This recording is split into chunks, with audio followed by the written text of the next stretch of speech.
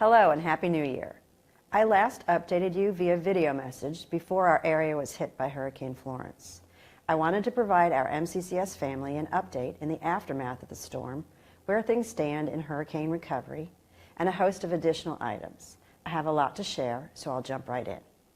Camp Lejeune and New River Air Station were severely impacted by Hurricane Florence, with the cost of recovery, including damages to Cherry Point, nearing $4 billion. The Marine Corps is in the process of requesting supplemental funding from Congress in order to renovate, rebuild, and recover. But this process of securing funding takes time. MCCS had major damage to the Area 1 gymnasium, which will be demolished and not rebuilt. Our Area 2 fitness center requires a full renovation and is currently closed. The Ball Center and Heroes Sports Bar are closed, and the building is unsafe to occupy. We're uncertain if this building will be renovated or demolished. The Stone Bay Recreation Center is currently closed. We're awaiting GF scoping a renovation project for internal repair and a new roof. The Substance Abuse Counseling Center at Building 14 needs a new roof and drywall replacement. The Gottschalk Marina is partially operational and needs repairs. The Paradise Point Golf Course had significant tree damage, and we're working on a plan to mitigate the downed trees now that we've removed the trees that fell on the course. The Camp Geiger Marine Mart and Barbershop were impacted, but are now operational. We plan to rebuild these with non-appropriated funds, and that project is slated for 2021. In the meantime, we've relocated these services to alternate locations. The Camp Geiger Dry Cleaners is operational, but needs a new roof and drywall replacement. The Library Processing Center is operational, but we'll need to move it to Building 84 as the building was damaged such that it needs to be demolished. The HIT Center at Camp Lejeune is operational, but a full renovation project is slated for this year. The Stone Street Lodge is closed pending a GF project to replace the roof and repair damages. Onslow Beach was seriously impacted. Severe damage to the recreational lodges has us seeking congressional funds to replace certain buildings and renovate others. And finally, the New River Marina docks were severely damaged. These are our major impacts, and yet I do recognize that many other buildings were impacted by the floods and winds from Florence. I want to give a shout out to Todd Carver and our facilities and maintenance staff who continue to work these issues for the organization. I'll provide future updates as the funding issues become clear. Next, I would like to update you on the Department of Defense reform efforts. You may recall that I've provided updates on this in my last 2 video messages in an effort to keep our MCCS employees aware of significant reforms underway at the Department of Defense. The 2 areas of focus in the first phase of reform, which impact MCCS, are lodging reforms and consolidating exchanges throughout the Department of Defense.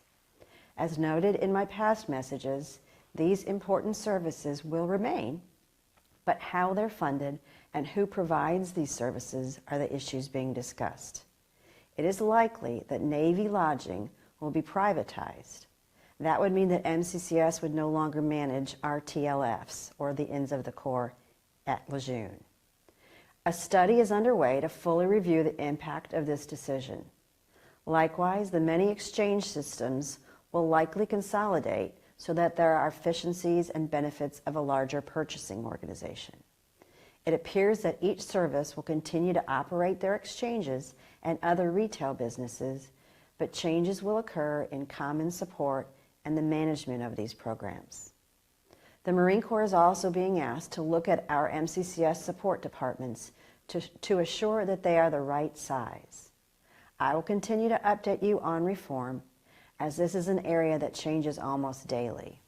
Next, I want to speak about the recent Standard Operating Procedure, or SOP, on employee responsibilities that each MCCS employee was required to sign recently. Please know that this SOP was created for the purpose of helping our employees understand higher guidance rules and regulations that exist for us as government employees. This SOP pulled together orders and directives in an effort to help our staff understand their roles and responsibilities so that everyone was best informed. As your director, it's my desire that all of us be made aware of these requirements so as to stay on the right side of right. As such, you are asked to acknowledge these responsibilities, and we will continue to have our employees review and sign acknowledgement statements annually going forward. I will wrap up with a few items that you may not have been made aware of recently. The Trump administration made a determination that no COLA awards would be granted to federal government employees this year in 2019. We also had a few changes to mandatory training as directed from higher. Please start chipping away at your training requirements early so that you're not in a position of cramming this onto your calendar at the end of the year. And finally, I wanted to give a few shout outs to our staff. Thank you to all of our VPP and safety reps, as well as every employee who focused on safety in 2018. I'm pleased to share that we realized a 16% reduction in safety incidents thanks to your efforts. This is very impressive. Our goal for 2019 is to realize another 10% reduction in incidents. I'm confident we will meet or exceed that goal because we are creating a culture where safety matters.